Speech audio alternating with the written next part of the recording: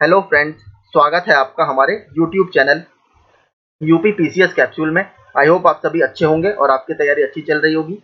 आप सभी को पता है हम अपने इस चैनल के माध्यम से यूपी ट्रिपल एससी 1 दरोगा की मुख्य परीक्षा के सिलेबस को कवर कर रहे हैं। इसी संबंध में हम ज्ञान मुद्रा पब्लिकेशन के प्रैक्टिस सेट को कवर कर रहे हैं, जिसमें हम अभी तक 2 प्रैक्टिस सेट्स इसके कवर कर चुके हैं और आज हम तीसरा प्रैक्टिस सेट देखेंगे। हर सेट में इसमें 100 प्रश्न हैं। तो चलिए शुरू करते हैं। पहला, ग्रीन पीस इंटरनेशनल का मुख्यालय कहां पर अवस्थित है? ग्रीन पीस इंटरनेशनल एक अंतरराष्ट्रीय एनजीओ है और इसका मुख्यालय नीदरलैंड की राजधानी एम्स्टरडैम में स्थित है।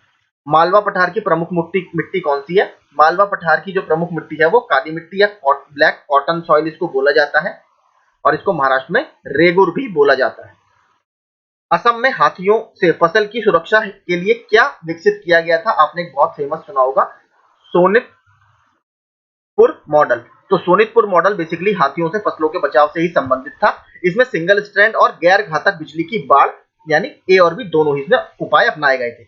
1878 के वन अधिनियम ने कितने श्रेणियों में वनों को विभाजित किया है? देखिए, इस क्वेश्चन को मैंने जहां पर पढ़ा है हमेशा 3 ही मुझे फॉरेस्ट के टाइप दिखे हैं। इसमें पता नहीं इस बुक में 4 आंसर इसका दे रखा है, तो मुझे तो देखिए 3 लगता है। बाकी आप लोग कमेंट करके बताइएगा। इसमें देखिए एक होता है रिजर्व फॉरेस्ट, एक होता है कंजर्व्ड फॉरेस्ट और एक होता है विलेज फॉरेस्ट। तो मेरे हिसाब से ये 3 कैटेगरी होती है। इसने पता नहीं 4 क्यों दे रखे हैं, तो प्लीज आप मुझे जरूर बताइएगा। मेरे हिसाब से इसका आंसर 3 होना चाहिए।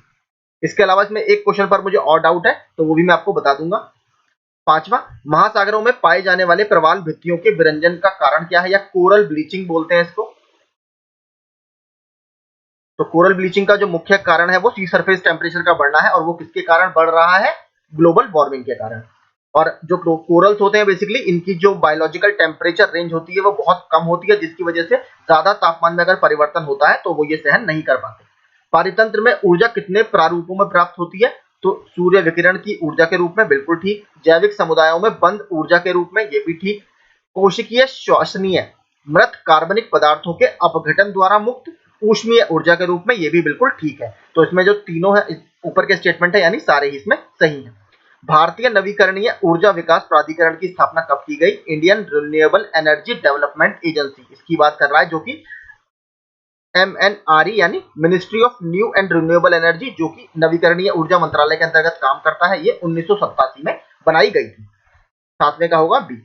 8वां देखते हैं, कौन सा पार्क या अभयारण्य चीतल तथा कालीवक के लिए प्रसिद्ध है? ये हमने ज्ञान मुद्रा की जो थ्योरी बुक के क्वेश्चन किए थे उसमें किया था। और गैंड हिरण पार्क इससे संबंधित है, ऑप्शन ए।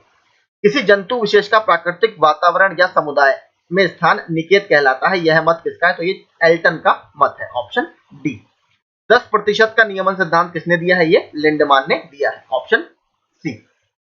ये बेसिकली बताता है कि जो अगर कोई आपके पोषी स्तर है तो एक पोषी स्तर से जब दूसरे पोषी स्तर में ऊर्जा का स्थानांतरण होता है तो दूसरे पोषी स्तर को मात्र पहले पोषी स्तर की 10% एनर्जी हमें मिलती है। तो इसलिए 10% लॉ इसका नाम रखा गया है। आहार जाल की विविधता में वृद्धि से पारिस्थितिकीय तंत्र में स्थिरता की वृद्धि होती है। गतिज परिस्थितियों में विराम लगता है, बिल्कुल गलत। आहार श्रृंखला के टूटने का डर रहता है, ये भी गलत। खाद्य जाल में ऊर्जा गति का ह्रास हो जाता है, ये भी गलत। तो केवल इसमें एक स्टेटमेंट सही है, ऑप्शन ए। ठीक है, अब देख लेते हैं इसके ऑप्शन क्या क्या दिए हुए हैं। ऑप्शन बी यानी 11वें का होगा आपका ऑप्शन बी, केवल एक स्टेटमेंट इसमें सही है। 12वां देखते हैं। देखिए, ये वाला प्रश्न मैं कह रहा था, मुझे इस प्रश्न में भी डाउट है कि इस संकल्पना के जनक सिल्विया अर्ल है। ये तो गलत है। देखिए, इसके जो जनक है वो नॉर्मन आयर्स है, हॉटस्पॉट के। ठीक है, तो ये तो गलत है। इसमें भारत में मात्र 2 हॉटस्पॉट क्षेत्र चिन्हित किए गए हैं, ये भी देखिए इसमें गलत है। भारत में अगर बात करें हिमालय, उसके बाद आपका इंडो बर्मा लैंड, सुंडा लैंड जो कि आपका निकोबार वाला क्षेत्र है हमारा, और एक आपका वेस्टर्न घाट, ये 4 भारत में हॉटस्पॉट हैं। इसके अलावा भारत का लक्षद्वीप क्षेत्र हॉटस्पॉट में शामिल है, देखिए ये नहीं है। विश्व में कुल 76 हॉटस्पॉट है पहचाने गए हैं। तो देखिए इसमें कोई भी स्टेटमेंट मुझे सही नहीं लग रहा है यहाँ पर, जो ऑप्शन हम सही बता सकें। तो ये मुझे क्वेश्चन में एक डाउट लग रहा है, तो प्लीज आप भी इसको चेक कीजिएगा। अगर आपको कुछ लगता है तो प्लीज मुझे कमेंट में जरूर बताइए। मेरे हिसाब से क्वेश्चन के ऑप्शन ठीक नहीं है। 13वां देखते हैं, भारतीय वनों से प्राप्त उत्पाद में कौन सा नहीं है? तो जो हमें वनों से मिलते हैं फॉरेस्ट प्रोड्यूस, ये मैंने आपको बताया था। देखिए, कत्था हमें खैर के वृक्ष से मिलता है, ये प्रश्न भी आया हुआ है, इसको याद रखिएगा। कुनैन और इसके अलावा मोम। तो देखिए सीरा जो है ये हमें फॉरेस्ट उत्पाद से नहीं मिलता, इसको याद रखिएगा। 13वें का होगा ऑप्शन सी। अब देखते हैं 14वां, भारत के कुल क्षेत्रफल में वनों का क्षेत्रफल कितना है? अगर हम Indian state of forest report की बात करें तो 24.62%। इसमें अलग अलग देखें अगर हम वृक्ष और वनावरण तो 21.71 हमारा क्या है? वनावरण है और 2.91% हमारा वृक्षावरण है। तो टोटल हमारा 24.62 है। ओजोन परत पृथ्वी से करीब कितनी ऊंचाई पर है? तो ये समताप मंडल या ट्रोपोस्फेयर में स्ट्रेटोस्फेयर में पाई जाती है। स्ट्रेटोस्फेयर में पाई जाती है और इसकी जो अगर हम हाइट देखें तो ये हमें लगभग 20 किलोमीटर की हाइट पर देखने के लिए मिलेगी। 16वां, जोहानिसबर्ग या दक्षिण अफ्रीका पृथ्वी शिखर सम्मेलन जो 2002 में हुआ था, यह किस नंबर का पृथ्वी शिखर सम्मेलन था? तो ये देखिए पहला शिखर सम्मेलन हमारा 1992 में हुआ है और एक शिखर सम्मेलन हमारा 2002 में हुआ है। तो ये कौन से नंबर का शिखर सम्मेलन था? ये दूसरे नंबर का शिखर सम्मेलन था। जैविक साम्यता स्थापित होती है उत्पादक व अपघटक के द्वारा, उपभोक्ता व अपघटक के द्वारा, उत्पादक व उपभोक्ता के द्वारा, उत्पादक, उपभोक्ता व अपघटक के द्वारा। तो जो जैवीय साम्यता आती है, बायोलॉजिकल इक्विलिब्रियम, वो तीनों के द्वारा ही एक तरह से आपका इसमें रोल प्ले किया जाता है। आपके प्रोड्यूसर भी होते हैं, कंज्यूमर्स भी होते हैं और आपके डिस्ट्रीब्यूटर्स भी इसमें होते हैं। 18वां, किससे हमें भोजन, रेशा, बांस, रबड़, तेल, गोंद आदि प्राप्त होता है? तो ये सब हमें वनों से प्राप्त होता है। पर्यावरण संरक्षण अधिनियम या एनवायरमेंट प्रोटेक्शन एक्ट कब पारित हुआ? 1986 में। 1988 में क्या आई थी हमारी? नेशनल फॉरेस्ट पॉलिसी या राष्ट्रीय वन नीति। काला गैंडा निम्न में से कहाँ की संकटग्रस्त प्रजाति है? देखिए भारत में हमें काले गैंडे नहीं मिलते, भारत में हमें वन हॉर्न्ड राइनोसेरोस मिलते हैं, यानी एक सींग वाले गैंडे मिलते हैं, जो कि काजीरंगा नेशनल पार्क आपने सुना होगा असम में, वहां पर सबसे ज्यादा इनकी संख्या है।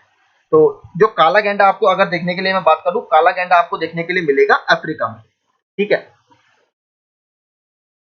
या 21वां देखते हैं, हरित डीजल या ग्रीन डीजल किस यूरो मानक का डीजल है? तो अगर ग्रीन डीजल की बात करें तो ग्रीन डीजल हमारा यूरो 4, ठीक है, यूरो 4 स्टैंडर्ड का ये डीजल है।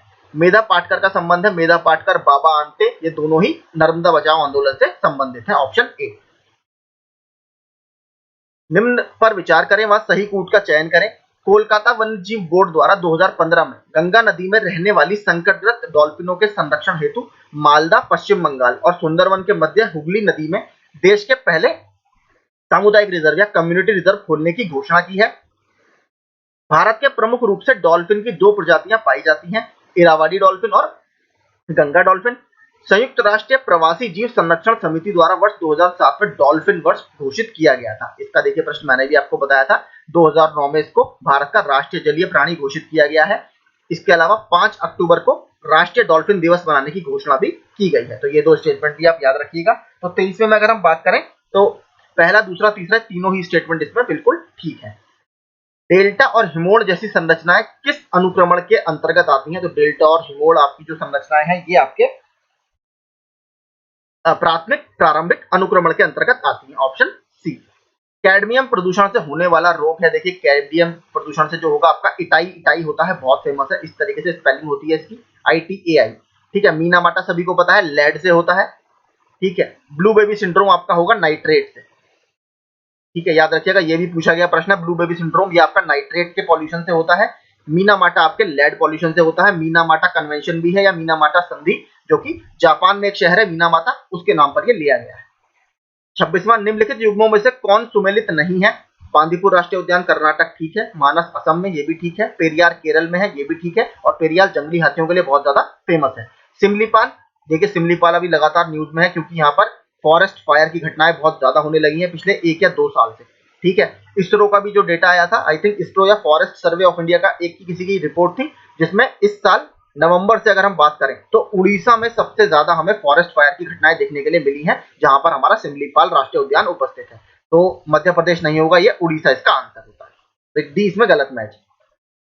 पारिस्थितिकी तंत्र में एक टिकाऊ जैव समूह क्या कहलाता है? तो टिकाऊ जैव समूह को हम बोलते हैं क्लाइमैक्स स्पीसीज, तो चरमावस्था, क्लाइमैक्स, ठीक है, ये आपका टिकाऊ जैव समूह होता है।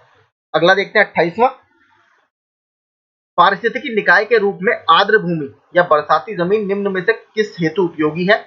पोषक पुनर्प्राप्ति एवं चक्रण हेतु, बिल्कुल ठीक है। पौधों द्वारा अवशोषण के माध्यम से भारी धातुओं को अवमुक्त करने हेतु, ये भी ठीक है। तलछट रोककर नदियों का गादीकरण कम करने हेतु, ये भी ठीक है। तो इसमें ऑल ऑफ द अबव यानी ऊपर के तीनों स्टेटमेंट ठीक है। तमिलनाडु का पक्षी विहार कहां पर अवस्थित है? तो कराईकल में ये अवस्थित है। ठीक है, कराईकल में ये अवस्थित है तमिलनाडु का पक्षी विहार, ऑप्शन ए। 30वां देखते हैं, निम्नलिखित कथनों पर विचार करें। सुनीता नारायण भारत की प्रसिद्ध पर्यावरणविद हैं जो भारत में हरित विकास व अक्षय ऊर्जा की समर्थक हैं। इन्होंने पर्यावरण पर अंग्रेजी पत्रिका डाउन टू अर्थ का प्रकाशन किया है। इन्हें भारत सरकार ने 2005 में पद्मश्री से प्रकाशित किया है। देखिए, एक बार ये पूछा जा चुका है कि डाउन टू अर्थ जो मैगजीन निकाली जाती है वो किसके द्वारा निकाली जाती है? तो CSE यानी centre for science and environment के द्वारा, याद रखिएगा, centre for science and environment के द्वारा इस पत्रिका का प्रकाशन किया जाता है। तो अगर हम बात करें इससे स्टेटमेंट की, तो 30 के जो है वो सारे के सारे स्टेटमेंट बिल्कुल ठीक है। सुनीता नारायण के बारे में मैंने आपको पहले भी बताया था। 31वां, किस राज्य में जंगलों के विनाश ने हाथियों को फसलों पर हमला करने के लिए मजबूर कर दिया था, जिससे हाथियों और मनुष्य दोनों की मौत हो गई थी? तो ये ह्यूमन वाइल्ड लाइफ कॉन्फ्लिक्ट या मानव वन्यजीव संघर्ष का एक उदाहरण है। तो ये जो घटना हुई थी आपकी बेसिकली मैंने आपको बताया असम में, इसीलिए इसके बाद यहाँ पर सोनितपुर मॉडल अपनाया गया था। गरीबी सबसे अधिक प्रदूषण फैलाती है, ये स्टेटमेंट किसका है? तो ये जो स्टेटमेंट है ये श्रीमती इंदिरा गांधी जी का स्टेटमेंट है। 33वां, महत्वपूर्ण क्षेत्र होने की दशा में कितने किलोमीटर से भी अधिक क्षेत्र को पारिस्थितिकी संवेदनशील क्षेत्र में शामिल किया जा सकता है? तो 10 किलोमीटर की इसकी मिनिमम लिमिट होती है, लेकिन देखिए सुप्रीम कोर्ट के ऑर्डर के अनुसार ये कोई फिक्स नहीं है, क्योंकि अगर उससे बड़ा कोई संवेदनशील क्षेत्र है तो 10 किलोमीटर से ज्यादा या कम इस सीमा को किया जा सकता है। ये मैंने आपको बताया था। इकोलॉजिकल सेंसिटिव जोन ये किसके द्वारा घोषित किए जाते हैं? पर्यावरण संरक्षण अधिनियम 1986 के तहत ये घोषित किए जाते हैं। किस औषधि के कारण पार्किंसन रोग, हाथों में कपकपाहट को नियंत्रित किया जाता है? तो एल डोपा औषधि बनती है। ठीक है, एल डोपा, इसके द्वारा पार्किंसन रोग को नियंत्रित किया जा सकता है। कौन सा उद्योग वनों से प्राप्त कच्चे माल पर निर्भर नहीं करता? तो सॉरी, निर्भर करता है। तो कागज करता है, दिया सलाई भी करता है और रबर भी करता है। तो इसमें सारे स्टेटमेंट सही है। अंतरराष्ट्रीय टाइगर दिवस कब मनाया जाता है? सन 2010 में सेंट पीटर्सबर्ग में टाइगर समिट होती है, वहां पर 29 जुलाई को टाइगर डे या इंटरनेशनल टाइगर डे मनाने की घोषणा की जाती है। इससे पहले मैंने आपको एक क्वेश्चन टेलीग्राम ग्रुप में डाला था कि इंटरनेशनल जगुआर डे कब मनाया जाता है, ये आप मुझे कमेंट करके बताइएगा। छोटे पौधों को एक स्थान से दूसरे स्थान पर खोदकर लगाने की प्रक्रिया को क्या कहते हैं? तो इसको बोला जाता है आपका, ये सिंपल डेफिनेशन है, वृक्षारोपण की, प्लांटेशन, ऑप्शन ए। किसके माध्यम से प्रकृति सभी प्राणियों पर अनंत उपकार करती है? तो बेसिकली पेड़ पौधों के माध्यम से, ऑप्शन बी। 39वां, राष्ट्रीय वन्यजीव कार्य योजना के तहत तडोबा राष्ट्रीय पार्क या तडोबा आंध्री राष्ट्रीय पार्क इसको बोला जाता है, ये भारत के महाराष्ट्र राज्य में इसकी स्थापना की गई थी national wild life action plan के तहत। भारत का राष्ट्रीय जैविक उद्यान, ठीक है, नेशनल बायोलॉजिकल गार्डन, तो ये नई दिल्ली का जो चिड़ियाघर है, नई दिल्ली का जू है, वहां पर ये स्थित है, ऑप्शन सी। भारत में कृषि प्रणाली को क्या समझा जाता है? तो भारत में कृषि प्रणाली को एक सब्सिस्टेंस एग्रीकल्चर हमारे यहाँ बोला जाता है, यानी एक जीविकोपार्जन का एक साधन इसको माना जाता है, ऑप्शन ए। 42वां देखते हैं, रुको और जाओ, स्टॉप एंड गो, किस नीति या की नीति किस पर्यावरणीय अवधारणा से संबंधित है? तो ये जो पर्यावरणीय अवधारणा कौन सी है? इसका सही उत्तर है नवनियतिवाद, ऑप्शन बी। रेडियो लॉरिन किस प्रकार की ऊर्जा है? ये देखिए थोड़ा सा अच्छा प्रश्न है। तो जो रेडियो लॉरियन है ये किस प्रकार की ऊर्जा आपकी? सिलिका प्रधान, चूना प्रधान, सिल्ट प्रधान या डोलोमाइट प्रधान? तो ये जो आपकी ऊर्जा है ये सिलिका प्रधान ऊर्जा है, ऑप्शन ए। चमगादड़ स्तनधारी है क्योंकि, देखिए क्योंकि वह बच्चे देता है, ऑप्शन डी। तो मैमल्स बोलते हैं। 45वां, विश्व की लगभग कुल 3% मैंग्रोव वनस्पतियां भारत में पाई जाती हैं। ये वनस्पतियां मैंग्रोव अतः ज्वारीय, एस्चुअरी, क्रीक व दलदली क्षेत्रों में पाई जाती हैं, बिल्कुल ठीक। पश्चिम बंगाल में देश का सर्वाधिक कच्छ वनस्पति क्षेत्र अवस्थित है, बिल्कुल ठीक, लगभग 42.5%। दूसरी रैंक किसकी है? गुजरात की। मैंग्रोव पौधे खारे जल से लवण को अलग कर ताजे जल को अवशोषित करते हैं। तो इसमें जो स्टेटमेंट की अगर मैं बात करूं तो सारे स्टेटमेंट इसमें बिल्कुल ठीक है। तो इसीलिए वनों को देखिए मैंग्रोव है, इसका इंपॉर्टेंस काफी ज्यादा है। अब इस भारत सरकार ने बजट में मिष्टी योजना की शुरुआत भी की है। ठीक है, ये सारा देखिए करंट अफेयर्स का भी एक वीडियो आने वाला है 6 महीने का, उसमें मैं पूरे आपको अक्टूबर से लेकर मार्च तक के सारे करंट अफेयर्स कवर कराऊंगा, एनवायरमेंट से संबंधित केवल, जो आपकी परीक्षा में पूछे जा सकते हैं। उसमें हम मिस्टी स्कीम वगैरह, इसके अलावा sustainable agriculture in mangrove ecosystem एक स्कीम ये भी चल रही है, उसके बारे में भी बात करेंगे। 46वां, निम्न में से कौन हॉटस्पॉट में शामिल नहीं है? पश्चिमी घाट शामिल है, अंडमान निकोबार द्वीप समूह सुंडरलैंड में आता है, हिमालयन क्षेत्र शामिल है, तो अर्ध शुष्क क्षेत्र इसमें शामिल नहीं है। 47वां, निम्नलिखित में से कौन जैव विविधता के महत्व को दर्शाता है? जैव विविधता पृथ्वी पर जीवन का आधार है। मृदा निर्माण, सौर ऊर्जा का अवशोषण, जैव भू रासायनिक चक्र या बायोजियोकेमिकल साइकिल का प्रबंधन आदि इसी पर निर्भर करता है। जैव विविधता आर्थिक दृष्टि से महत्वपूर्ण है। तो देखिए सारे ही स्टेटमेंट इसमें बिल्कुल ठीक है, तो 47वें का होगा ऑप्शन डी। 48वें की बात करते हैं। पश्चिमी घाट के संदर्भ में सही विकल्प का चयन कीजिए।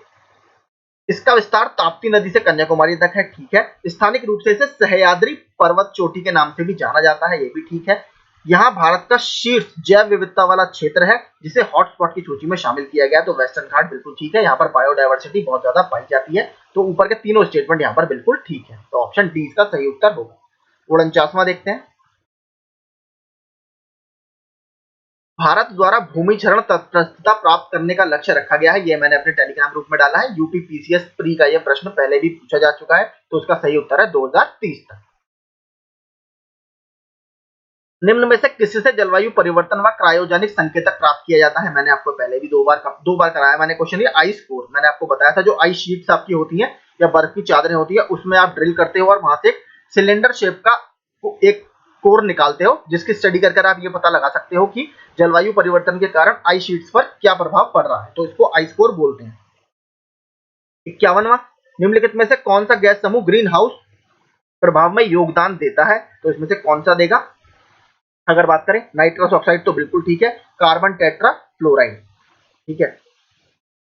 तो अगर हम इसकी बात करें 51 का, अगर मैं देखूं कार्बन डाइऑक्साइड तो मीथेन, देखिए टेट्रा फ्लोराइड है CCl4, अगर यहाँ पर होता कार्बन टेट्रा क्लोराइड तो हम मान सकते थे, लेकिन क्या है कार्बन टेट्रा फ्लोराइड है, तो ये नुकसान नहीं देगा।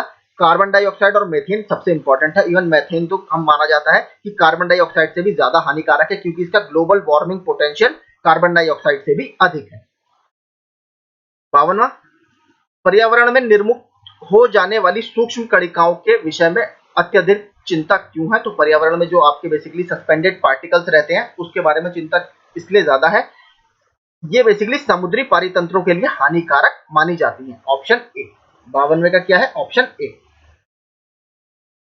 नॉर्मन बोरलॉग को किस क्षेत्र में नोबेल पुरस्कार प्रदान किया गया था? इन्हें बेसिकली दुनिया में हरित क्रांति का जनक माना जाता है, नॉर्मन बोरलॉग को, और इन्हें शांति के क्षेत्र में नोबेल पुरस्कार दिया गया था। एक बार देखिए साल भी इसमें पूछा जा चुका है, तो 1970 में इन्हें नोबेल पीस प्राइज या नोबेल शांति पुरस्कार दिया गया था। क्वार्टजाइट के कायांतरित होने के क्या कारण है? तो चूना पत्थर, ओजोन क्षरण, जल प्रदूषण या ग्लोबल वार्मिंग? तो इसके जो कायांतरित होने के कारण है वो ग्लोबल वार्मिंग है, ऑप्शन डी। पारिस्थितिकी तंत्र शब्द का सर्वप्रथम प्रयोग किसने किया है? तो इकोसिस्टम की बात कर रहा है। इकोसिस्टम का सबसे पहले यूज किया है आपका एजी टेंसले ने। अगर बात करें इकोलॉजी की तो वो किया है आपका अर्नेस्ट हैकल। इकोलॉजी। मेघ आच्छादित रात में ओस की बूंदें क्यों नहीं बनती? तो मेघ आच्छादित आपने देखा होगा, जब अगर क्लियर स्काई आपका नहीं होता तो जो ड्यू है उसका फॉर्मेशन बड़ा कम होता है। इसका जो मुख्य कारण है वो है पृथ्वी के विकिरण को बादल वापस परावर्तित कर देते हैं, जिससे बेसिकली कंडेंसेशन वगैरह आपका नहीं हो पाता। 57वां, भारत में पर्यावरण प्रभाव आंकलन निम्नलिखित में से किस अधिनियम द्वारा वैधानिक रूप से समर्पित है? मैंने आपको बता दिया, एनवायरमेंटल इंपैक्ट असेसमेंट। इसके जो रूल्स एंड रेगुलेशंस थे सबसे पहले 1994 में जारी किए गए थे, और किस अधिनियम के तहत? एनवायरमेंटल प्रोटेक्शन एक्ट, यानी पर्यावरण संरक्षण अधिनियम के तहत ये जारी किए जाते हैं। इसके साथ एक बात और बता दूं, जो इको सेंसिटिव जोन है 10 किलोमीटर का जिसमें बॉर्डर होता है, वो भी इसी के द्वारा जारी किए जाते हैं। दुधवा राष्ट्रीय उद्यान जो उत्तर प्रदेश के लखीमपुर खीरी में स्थित है, और ये उत्तर प्रदेश का एकमात्र नेशनल पार्क है। इसकी स्थापना 1977 में की गई है। इसमें देखिए अगर आपने एक नाम सुना होगा, बिल्ली अर्जन सिंह, ठीक है, ये इनका इसमें काफी बड़ा रोल रहा था बिल्ली अर्जन सिंह जी का, तो आप इनके बारे में जरूर पढ़िएगा। 1987 में इसको टाइगर रिजर्व का भी दर्जा दे दिया गया था, यानी इसको प्रोजेक्ट टाइगर में ले आए थे 1987 में। 59 की बात करते हैं। तुलनात्मक पर्यावरण प्रभाव मूल्यांकन यानी एनवायरमेंटल इंपैक्ट असेसमेंट का अध्ययन होता है। इसका बेसिकली अध्ययन किस किस समय किया जाएगा? तो संपूर्ण वर्ष में, यानी पूरे वर्ष में इसका अध्ययन किया जाता है। 60वां, पर्यावरण संरक्षण अधिनियम में कितने अध्याय शामिल हैं, यानी एनवायरमेंटल प्रोटेक्शन एक्ट 1986 में कितने अध्याय हमारे शामिल हैं? इसमें 4 अध्याय शामिल हैं। 61वां देखते हैं, पर्यावरण संरक्षण अधिनियम 1986 के तहत पर्यावरण के प्रयोजन के लिए किसी अधिकारी की नियुक्ति करने में कौन सक्षम होगा? तो किसी अधिकारी की नियुक्ति करने के लिए केंद्र सरकार सक्षम होगी। इंडियन फॉरेस्ट सर्विस की बात कर रहा है, जो कि एक ऑल इंडिया सर्विस है। निम्नलिखित में से किस पर जंगल की देखभाल और हिस्सेदारी की नीति लागू होती है? तो किस पर लागू होती है? आपके ग्रामीणों पर। ऑप्शन सी, ये भी हमने पहले क्वेश्चन कर रखा है। निम्नलिखित में से कौन सही सुमेलित नहीं है? कार्टाजेना प्रोटोकॉल, बायोसेफ्टी बिल्कुल ठीक है। स्टॉकहोम सम्मेलन, अनवरत जैविक प्रदूषक या पीओपी, मॉन्ट्रियल प्रोटोकॉल, ओजोन परत, क्योटो प्रोटोकॉल इससे संबंधित नहीं, जल संरक्षण से, ये ग्रीन हाउस गैस से संबंधित है। एक तालाब का जीव भार पिरामिड बनता है या बायोमास का पिरामिड बनता है? तो तालाब में ये हमेशा उल्टा बनता है। Option B. ऊर्जा का पिरामिड याद रखिएगा, हमेशा ऊर्जा का पिरामिड हमेशा सीधा बनता है, कभी उल्टा नहीं होता। लेकिन बायोमास का जो पिरामिड होता है या जैव भार का पिरामिड तालाब के क्षेत्र में उल्टा बनता है। जैव संचयन या बायो एक्यूमुलेशन किसका परिणाम है? संग्रहण का, अंतर्ग्रहण का, निष्कासन का या उपयुक्त सभी का? तो बायो एक्यूमुलेशन बेसिकली आपका, अगर हम बात करें, सभी चीजों का परिणाम है। Option D. 66वां, खाद्य जल में ऊर्जा का प्रवाह होता है। तो खाद्य जल में ऊर्जा का प्रवाह जो होगा एक दिशीय व कई पथों से। मैंने आपसे कहा था, देखिए ऊर्जा का जो प्रवाह होता है वो हमेशा यूनिडायरेक्शनल होगा, एक दिशा में होगा, इसलिए ऊर्जा का जो पिरामिड बनता है वो हमेशा सीधा बनता है। बेस हमेशा बड़ा होगा, ऊपर वो छोटा होता चला जाएगा। 67वां, ग्रीन हाउस शब्द का सर्वप्रथम प्रयोग किया गया था। देखिए ये प्रश्न बहुत अच्छा है, ये प्रश्न मैंने भी नहीं पढ़ा था, काफी नया प्रश्न इसमें है। चार्ल्स एल्टन, स्वांटे अर्हेनियस, जोसेफ फोरियर या निल्स गुस्टफ एकोहम, इसमें से किसने इसका सबसे पहले प्रयोग किया है? तो 1901 में निल्स गुस्टफ एकोहम ने ग्रीन हाउस का सबसे पहले शब्द का यूज किया था। 1901 में निल्स गुस्टफ एकोहम। ग्रीन हाउस प्रभाव के बारे में सर्वप्रथम किसने बताया था? तो ग्रीन हाउस इफेक्ट की अब बात कर रहा है। ग्रीन हाउस इफेक्ट के बारे में बात करें तो सर्वप्रथम जोसेफ फोरियर ने इसके बारे में बताया था। यह प्रश्न भी देखिए किसी परीक्षा में पूछा हुआ है, जोसेफ फोरियर। 69वां, करेरा, नाहरगढ़, नामदाफा और सरिस्का। सरिस्का आपको पता है राजस्थान में है, नामदाफा आपका अरुणाचल प्रदेश में है। बात करते हैं करेरा की और नाहरगढ़ की। अगर हम इसमें देखें, नाहरगढ़ आपको पता होगा जयपुर में और करेरा आपका झांसी में। तो ऑप्शन देख लेते हैं। 69वें का हमारा जो सही ऑप्शन होगा ऑप्शन ए। 70वां, हरे पौधे द्वारा किसका जैविक भंडारण होता है? तो हरे पौधों द्वारा बेसिकली आपका कार्बन का जैविक भंडारण होता है। 71वां, निम्न पर विचार करें और सही विकल्प का चयन करें। अंकुरित पौध प्रकाश के अभाव में हो जाते हैं कैसे? अगर प्रॉपर सनलाइट उन्हें नहीं मिलती तो लंबे और पीले वो हो जाते हैं। लंबे और पीले, ऑप्शन डी, सॉरी, लंबे और पीले। विश्व का सबसे बड़ा वानस्पतिक उद्यान अवस्थित है? तो क्यों इंग्लैंड में ये अवस्थित है? ये घटना चक्र से क्वेश्चन इन्होंने लिया हुआ है, हमने अपने टेलीग्राम ग्रुप में सॉल्व कर लिया है। निम्न में से कौन पारिस्थितिकी तंत्र की विशेषता को दर्शाता है? यह एक बंद तंत्र है, बिल्कुल गलत, यह एक खुला तंत्र होता है। तो यह एक खुला तंत्र होता है। Option B. 73वें का, इसमें ऊर्जा का, बायोमास का आपका आदान प्रदान या अंदर से बाहर होता रहता है। जीवों के व्यवहार का अध्ययन किसमें किया जाता है? तो जीवों के व्यवहार का अध्ययन इथोलॉजी में किया जाता है। Option C. निम्न युग्मों में कौन सही सुमेलित नहीं है?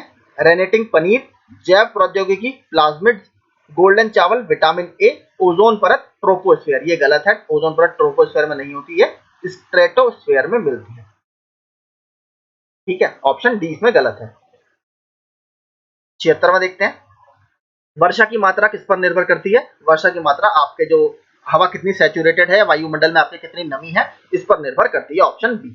पौधों की वृद्धि में सहायता करता है? तो पौधों की वृद्धि में आपने पढ़े होंगे मैक्रोन्यूट्रिएंट्स और माइक्रोन्यूट्रिएंट्स। तो इसमें से कौन पौधों की वृद्धि में सहायता करता है? तो जिंक जो होता है ये पौधों की वृद्धि में सहायता करता है।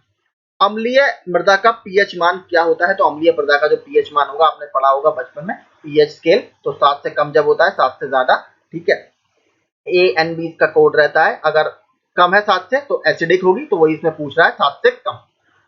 Option B. तो 78वें का होगा ऑप्शन बी। किस अक्षांश पर वार्षिक तापांतर न्यूनतम होता है पूरे साल, जहां पर एक सा टेम्परेचर बना रहता है? तो कहां पर? आपका विषुवत रेखा, जो भूमध्य रेखा के आसपास का क्षेत्र होता है, वहां पर वार्षिक टेम्परेचर साल भर सेम बना रहता है। सूची 1 को सूची 2 से मिलाइए। बांधवगढ़, बांदीपुर आपका कर्नाटक में है, रोहिला हिमाचल प्रदेश में है, गिर आपके गुजरात में है और बांधवगढ़ मध्य प्रदेश में है। तो इसका जो सही उत्तर होगा 80 का वो होगा ऑप्शन ए।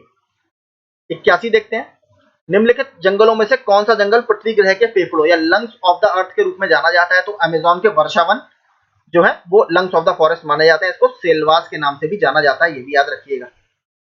वन से प्राप्त लकड़ी का उपयोग किसके लिए होता है? फर्नीचर में, खेल के सामान में, नाव तथा फलों की पेटियों में, यानी उपयुक्त सभी। Option D. दक्षिण भारत में उच्च कृषि उत्पादकता का श्रेय दिया जाता है कहां पर? तो जहां पर हाई प्रोडक्टिविटी हमें साउथ इंडिया में मिलती है वो है कोरोमंडल तट या तमिलनाडु का तट। 84वां, कौन सा औषधि पादप रक्तचाप के निदान के लिए प्रयोग किया जाता है? तो इसमें से कौन सा पेड़ हम यूज करते हैं? बेसिकली सर्पगंधा का पेड़ इसमें यूज किया जाता है, सर्पगंधा। 85वां, जंगल बचाओ आंदोलन आपका ये बिहार से संबंधित है, चिपको आंदोलन उत्तराखंड, अपिको आंदोलन कर्नाटक और बिश्नोई आंदोलन राजस्थान। मैंने एक पूरा वीडियो इस पर बना रखा है, 10 से 11 मिनट का वो वीडियो है, उसमें हमने विभिन्न पर्यावरण आंदोलन डिस्कस करे हुए हैं, तो वो आप हमारी वन दरोगा की प्लेलिस्ट में जाकर देख सकते हैं। 85 का होगा ऑप्शन बी।